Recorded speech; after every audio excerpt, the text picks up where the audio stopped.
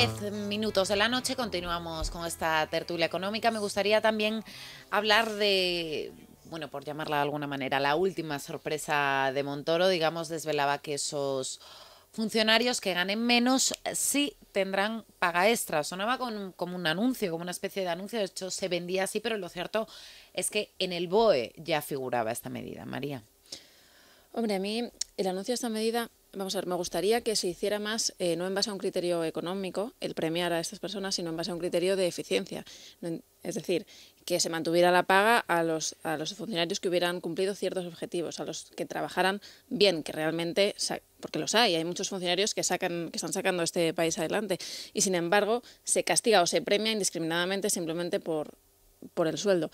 A mí es lo que me falla en esta medida, aparte que da lugar a una situación un tanto injusta, y es que pues los funcionarios que cobren €1 más no van a tener paga este año, paga extra, con lo cual al final van a acabar cobrando menos que los que realmente tienen un salario inferior. Y que no les tocaría de alguna manera, Claro. Francisco. Sí, bueno, me parece un criterio poco serio, ¿no? Es decir, que el criterio para quitarle o no una paga a un funcionario sea cuánto cobras y no cómo de bien hace su labor, cómo de bien desarrolla su desempeño y cómo logra los objetivos que se le han propuesto, pues no me parece justo. En segundo lugar, tampoco me parece justo con respecto a los trabajadores de la empresa privada. Es decir, parece que en este momento compensa más trabajar en el sistema público que en una empresa privada, ¿no? Porque parece que aquí, si trabajas en una empresa pública y además ganas, creo que es hasta 962 euros, no hay ningún problema.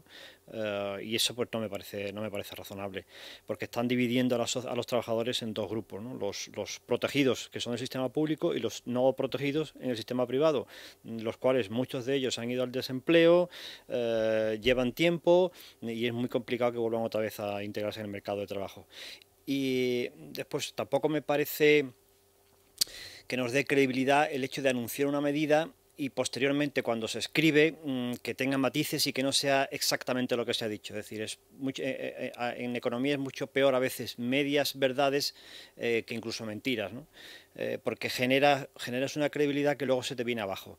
Y por último, yo no creo que esta medida sea una solución de cara a nuestras arcas, de cara a medio o largo plazo. Es decir, a corto plazo pues sí, supondrá un recorte importante de nuestros gastos, pero no va a ser un recorte estructural. El año que viene habrá los mismos funcionarios si no se hace nada, ¿no? Y en cualquier caso estas cantidades se van a ingresar a los funcionarios en el año 2015 en sus planes de pensiones, con lo cual estamos dando una patada hacia adelante a los gastos. A ver qué os parece, María, este sonido de Miguel Borra, presidente del sindicato CESIF. En los últimos años las empresas públicas se han multiplicado hasta el infinito y hay algunas empresas públicas que tienen razón de ser, por supuestísimo que sí, pero hay otras que se pueden dedicar a cosas tan perentorias como gestionar estaciones de esquí o como construir colegios públicos, como si no hubiera en España empresas de la construcción que pudieran construir colegios públicos, pues que a lo mejor son las que tenemos que empezar a cuestionar. Los empleados públicos, todo lo que cobramos va a IRPF, con lo cual todo el recorte que se hace es sobre el 100% de nuestro sueldo. Sin embargo, aquel que cobre una parte importante por asistencia a plenos, por dietas, por kilometrajes o por otro tipo de conceptos que son ajenos al IRPF, cuando hablan de que se recortan el 7%, se lo recortan solo sobre una parte del sueldo, mientras que los empleados públicos nos lo recortan sobre el 100% de nuestro sueldo. Y hablaba en este caso de los políticos.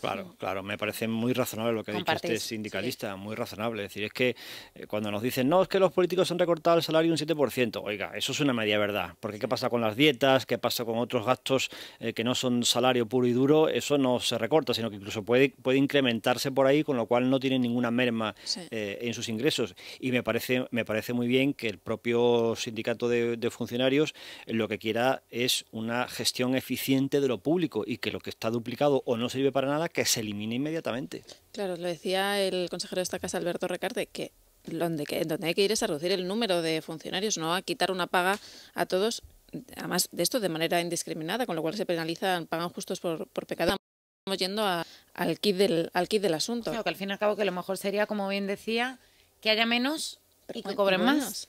Claro, y buenos, claro. Y buenos, obviamente, sí, sí. Esto es, sí, eso tendría mucho más sentido porque estaríamos quitando capas, quitando grasa a la administración que tenemos y que no podemos sostener. Lo que pasa es que eso es introducir en la empresa pública, en el entramado público, el concepto que existe en la iniciativa privada, que es el de la gestión, el de la eficiencia. Y a eso hasta ahora no estamos acostumbrados en este país, sino que aquí la mayoría de las comunidades autónomas, ayuntamientos, diputaciones, etcétera, etcétera, pues lo que hacían era generar más gasto para asegurarse votos de cara a las elecciones. Y es que eso ya no va a poder ser. Entonces, claro, es un cambio cultural muy importante. Y a mí la otra versión también que se me ocurre, la otra justificación a esta medida, es que esto es una medida rápida, es decir, ya en diciembre ya no se va a pagar y por lo tanto tiene un efecto pues inmediato en las cuentas. Y es cierto que hay tanta urgencia por cumplir con el déficit y vamos tan apurados. Tal es así que lo más probable es que no lo cumplamos, que cumplamos con el objetivo de déficit marcado, que se ha tenido que tomar esta medida, pues eso, de urgencia. Y a lo mejor es un plazo que se han dado pues esto para cumplir con el déficit y más adelante sí que se introducirían estos criterios de eficiencia tan necesarios, en mi opinión. Sí, pero ya vamos tarde. Ya. Es decir, igual que se ha sido muy rápido y muy ágil para subirnos el IRPF, para subir el IVA, para subir sociedades, no entiendo por qué no se actúa con la misma diligencia para recortar el gasto de forma eficiente, por supuesto. En ningún momento se trata de criminalizar a los funcionarios, por supuesto que no, o a los empleados públicos, que habrá, que hay como en la iniciativa privada, gente buena, mala y regular, ¿no? Pero se trata de que haya criterios justos de eficiencia de cara a quién se queda y quién hay que despedir, ¿no? Sí, sí. ¿Cómo valoramos esta primera comparecencia de hoy del gobernador del Banco de España? En algunos asuntos parece que mantenían, y nos lo contaba Juan Ramón Rayo, que ya nos acompaña en esta mesa, una especie de pulso con el ministro de Economía, Luis de Guindos. Más que nada por las declaraciones posteriores de este último. Bueno, parece que hay una disparidad de opinión respecto a eliminar entidades viables y no eliminarlas, ¿no? Es decir, yo creo que ahí sí tendría que haber un criterio único, y a mí el criterio que me parece más razonable es que se haga lo que menos nos cueste a los ciudadanos, ¿no? Eso es para mí lo más eficiente. Y después ha hecho una crítica al anterior gobernador que, en fin, a mí no me ha parecido muy elegante, pero bueno, decía, al gobernador del Banco de España hay que valorarlo por la gestión que haga, no tanto por sus declaraciones. A mí sí me ha parecido una comparecencia valiente y me parece que sí que ha dicho verdades, con autocrítica, porque puesto que él formaba parte del equipo del Banco de España, aunque no fuera en primeras filas, sí que ha reconocido que ha habido ciertos errores. Y en cuanto al posible choque de opiniones con el Ministerio de Economía, yo creo que esto responde más bien a que el Banco de España ya está mirando a Bruselas, no tanto a lo que quiera el Ministerio de Economía, sino a lo que quiere el Banco Central Europeo y lo que quiere Bruselas. Y Bruselas ya lo ha dicho en innumerables ocasiones, lo que quiere es que de hecho es una de las condiciones por las que nos dan el dinero a las entidades financieras, es que se liquiden, o sea, que se lleve a cabo la opción más barata. Y si la opción más barata es liquidar la entidad, se liquida la entidad. Además es que así se ha hecho en otros países, en Northern Rock se hizo así, y tampoco hay, no sé, yo creo que es que nos llevamos al imaginario pues a estas colas de clientes yendo corriendo a por sus dineros, no, esto no es liquidar una entidad es cerrar una entidad de manera ordenada, como se hace con cualquier otra empresa. Exacto. No me gustaría que dejásemos esta tertulia sin comentar la que para mí por lo menos es una noticia escandalosa que nos deja cada mes pues cifras desde luego alarmantes. Estamos hablando de la migración de los españoles. Hasta el mes de junio un 44% se ha disparado, nada menos. Y como bien decía Rayo, junio y julio es donde se registra más salidas, o mayo, junio, corrígeme si me equivoco, sí, mayo, junio, Rayo, con lo que nos queda ver esto. No hay país que lo soporte. No, ¿Qué futuro espera? Claro, eso, pero más negativo a medio y largo plazo. Ese es un fenómeno que estamos viviendo desde hace aproximadamente año y medio, 2 años, y cada vez se produce con mayor asiduidad. Claro, es decir, si no se incentiva el autoempleo y se castiga a las empresas que ya están con más impuestos, no pueden ser, pierden competitividad o pierden clientes, y por lo tanto lo que hacen es expulsar a personas al desempleo y desde luego no contratar a nuevas, ¿no? Por lo tanto, claro, tenemos una generación de gente titulada, con formación universitaria, que no tiene hueco en este momento en nuestro país y sale fuera buscando una oportunidad laboral y personal, ¿no? El problema va a ser decir, que yo no veo tan fácil que esas personas que salen fuera y que se montan su vida fuera vayan a volver fácilmente otra vez a nuestro país. María. Me parece sí que es el mejor reflejo de lo que ocurre en estos nuestra momentos. realidad. Es la desesperanza, el desazón, el sentimiento de que estamos en un país que no tiene rumbo y no parece que haya tampoco timonel. Entonces, la única vía que queda es abandonar el barco. ¿Cuáles son las vías o las soluciones para poner, digamos, para frenar esta huida masiva, por llamarlo de alguna manera, de esta ola de migración del país? Pues la única solución que tiene nuestro país, que es que haya mayor iniciativa privada, y eso pasa por fortalecer, no por una ley de emprendedores, es decir, yo creo que lo que tiene que haber es un contexto que sea mucho más favorable al emprendimiento, un contexto que sea más favorable a la iniciativa privada, a montar empresas y a desarrollar las que ya existen. Y mientras eso no suceda y lo que se haga es cargar con más impuestos a las empresas y que siga siendo complicado montar un negocio en nuestro país, pues no podremos salir adelante, porque de aquí solo nos saca la iniciativa privada. Y sobre todo porque, como tú bien decías, Francisco, también es complicado. Una vez que alguien sale, ejemplo, pongo el caso, Alemania, te ofrece un trabajo, este país, estás la mar de bien, pues valora lo que haces y estás X años en Alemania. España parece que va saliendo de la crisis. ¿Cómo un país recupera después esas miles de personas, jóvenes en muchísimos casos, que sí han ido para buscar una oportunidad, pero que después el país en algún momento los necesitará? Te quiero decir, querrán que vuelvan. ¿Qué tiene que hacer un país en ese supuesto, si ocurriese, que esperemos que así ocurra, para recuperar esa cantidad de talento que se ha ido? ¿Puede hacerlo?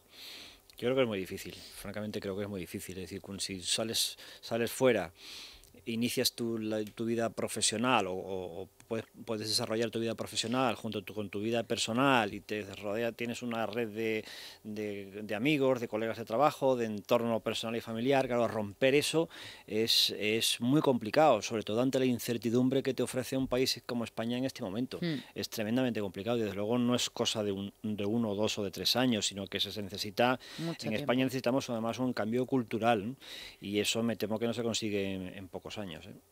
Rayo, ¿cómo vienen las portadas de la prensa económica? Pues bueno, vienen en parte con la noticia que ya comentábamos de la paga extra para los funcionarios que cobren menos de 962 euros al mes. Expansión: los funcionarios que cobren menos de 962 euros tendrán paga extra. Y 5 días, pues va por el lado quizá más llamativo, ¿no? Solo el 1% de los funcionarios cobrará la paga extra de Navidad. Es decir, que solo el 1% cobra menos de 962 euros al mes. En concreto, según las cifras del Ministerio, menos del 0,5. Ya hemos comentado que esto no significa que de los 3,1 millones de empleados públicos, que no funcionarios, que no es lo mismo, todos, solo el 0,5 cobren menos de 962, porque hay una parte que trabaja a tiempo parcial que obviamente cobra menos, pero digamos en jornada completa equivalente, según el Ministerio, solo el 0,5% cobran menos de 962 euros. En el sector privado es el 23%, entre a tiempo parcial y a tiempo completo. En el sector público el 0,5% en tiempo completo equivalente. Si miramos el total entre parcial y completo, el 7%, es decir, 7% menos de 1.000 euros, 23% en el sector privado. ¿Qué os parecen estas cifras de altísima diferencia? Que no es lo mismo disparar con pólvora ajena que cuando te están tutorizando tu cuenta, tienes por delante una cuenta de resultados y un balance al que hacer frente día a día. Día a día. Es decir, cuando el dinero es de otro, pues tira millas, ¿no? Pero cuando tienes que hacer frente todos los días, a unos objetivos, a una cuenta de resultados, ya es más complicado. Con lo cual vuelve a haber una brecha nuevamente entre empleados públicos y empleados de empresa privada. ¿No? Esto es esta iniciativa va con retraso en las empresas privadas. En muchas empresas ya han suprimido pagas extras, en muchas. O sea, esto no es una novedad. Claro, a los que trabajan y trabajamos en empresas privadas, pues claro, el que ahora se lo quiten a otros, nosotros ya lo hemos vivido. Claro, es que esto sorprende ahora, pero es que en la mayoría de las empresas ya se han quitado pagas especiales, se han quitado coches de empresas, se han quitado teléfonos móviles, es decir, esto ya suena antiguo, ¿no? En la empresa privada. No nos coge por sorpresa. No nos coge por sorpresa. Y ahora está empezando la iniciativa en la iniciativa pública y ya vemos el caos que produce, ¿no? Sí, y yo creo que es importante reseñar esto de que la empresa privada se somete día a día y por tanto también los trabajadores de esa empresa privada al test del mercado, porque un argumento que muchas veces se utiliza es el empleado público, bueno, el funcionario, no todo empleado público, el funcionario ha pasado su oposición, se ha preparado de manera muy dura, etcétera, pero eso es solo la prueba para acceder. Pero más importante casi que validar tus conocimientos al acceder es revalidarlos cada día, y eso en la empresa privada es así. Es decir, la empresa privada que no saca buen partido diariamente a sus trabajadores se aboca a la quiebra. Es decir, aunque el empresario esté a por uvas y no se dé cuenta, el mercado sí se da cuenta y la empresa quiebra, y eso en el sector público no se ve. Y por eso en el sector público pues tardan tanto en hacerse las cosas, se hacen de manera que no, muchas veces no es la que querrían los consumidores en el mercado, etcétera. Y no solamente eso, es decir, que es que a veces en la empresa privada estás haciendo bien tu labor, pero no has conseguido los objetivos, no ha sido lo suficientemente bueno tu trabajo y por lo tanto, como hay una enorme competitividad, vas fuera. Y así es el mercado. Y eso, sí. es decir, la presión de los objetivos mensuales, antes me acuerdo que eran cada 2 años, cada 4 años, ahora los objetivos de las empresas son mensuales. Que no es solo la eficacia, ni siquiera la eficiencia, sino la eficiencia frente al resto. Claro, aquí también muchas veces dicen, no, es que los empleados públicos nos miden porque cumplamos nuestros objetivos, ya, pero es que no tienes una competencia externa, digamos, que te puede desplazar, y eso sí es muy importante en el mercado, ¿no? Luego, pues también recogen los periódicos la comparecencia de Linde. Expansión. Linde dice que el Banco de España falló en su misión de supervisión bancaria, y 5 días Linde arremete contra la gestión de sus antecesores en el Banco de España. Quería comentarlo antes porque Francisco Aranda ha comentado que ha arremetido contra Mafo, no solo contra Mafo, también contra Jaime Caruana, porque ha criticado la falta de control macroprudencial durante los años en los que se gestó la burbuja. Y también un breve comentario con respecto a lo de, ha dicho antes María, que estaba mirando hacia el Banco Central Europeo. Yo creo que esa es un poco la clave, es decir, el Banco de España, al menos hoy, ha tenido un discurso muy de Banco Central Europeo, tanto por lo que comentábamos de si liquidar o no liquidar, como también por qué pérdidas van a asumir quiénes dentro de los acreedores de la banca. Recordemos que el Banco Central Europeo no solo quiere que asuman pérdidas los tenedores de participaciones preferentes, sino también los bonistas senior. Y hoy Linde ha defendido que al menos, desde luego, los tenedores de participaciones preferentes deben asumirlas. Y luego también le han preguntado si considera que el Banco Central Europeo debería comprar más deuda española, y ha dicho que no ve ningún motivo para ello, lo cual desde luego va en contra de lo que le gustaría al gobierno, ¿no? Precisamente compra de deuda pública, pues Bernanke ha dicho que hoy que parece estar más dispuesto a comprar todavía más. Expansión. Bernanke, la Reserva Federal ya ha dejado claro que está lista para actuar, y 5 días Bernanke dispuesto a adoptar medidas para estimular la economía de Estados Unidos. A mí siempre que se anuncian nuevos estímulos me resulta gracioso, porque claro, se adoptan nuevos estímulos porque los anteriores han fracasado. Pues si hubiesen triunfado no haría falta nuevos estímulos. Entonces, claro. Seguimos adoptando nuevos diciendo que es para estimular, cuando los anteriores no han estimulado nada y no han tenido ningún resultado. Entonces, aquí estamos en las mismas. Si hace falta una quantitative easing 3 es porque la 1 y la 2 no han dado su resultado. Entonces, ¿para qué hace falta en realidad una tercera? Aún así hay que tener en cuenta que esto también de las expansiones... se dice que el Banco Central Europeo está asfixiando a España y que Estados Unidos o Inglaterra están dando todo el crédito que necesita el gobierno, etcétera. Bueno, cuidado, porque el Banco Central Europeo le está proporcionando a la economía española un crédito equivalente al 45% de su PIB. Tiene, digamos, activos de la economía española monetizados equivalentes al 45% del PIB de la economía española, 450.000 millones de euros. La Reserva Federal y el Banco de Inglaterra le están proporcionando a su economía un crédito equivalente a entre el 20 y el 25% de su PIB. Por tanto, sí es cierto que está acudiendo a nuevas emisiones y el Banco Central Europeo no acude, pero no olvidemos que el Banco Central Europeo ha dado recientemente 200.000, casi 300.000 millones de euros a la banca española, y si la banca española no los está utilizando enteramente para comprar deuda pública española, es porque quizá huele que la deuda pública española presenta ciertos problemas. Y eso, la cuestión es, ¿debe el Banco Central Europeo comprar la deuda pública apestada que nadie más en el mercado quiere comprar? Pues hombre, es discutible, ¿no? Sobre todo para quien financia, ¿no? Tenemos ahí un bloque en el norte de Europa que dice, oiga, es que yo esto no lo quiero comprar. Claro.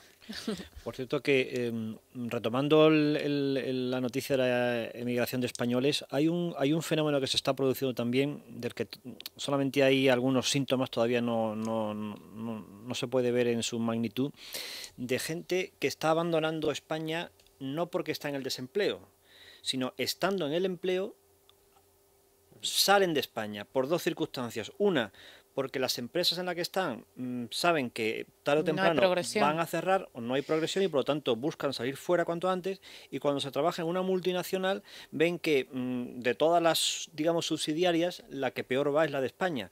Por lo tanto, eso tarde o temprano termina cerrándose, con lo cual, antes de que se cierre, salen de nuestro país. Y hay un tercer colectivo de gente que dice, vamos a ver, estoy ganando en España este dinero, estoy pagando todos estos impuestos, no me interesa continuar aquí. No me interesa. Lo comentábamos también antes, en el sector privado, o sea, en el sector público, más del 40% de los empleados públicos cobran más de 2.500 euros al mes.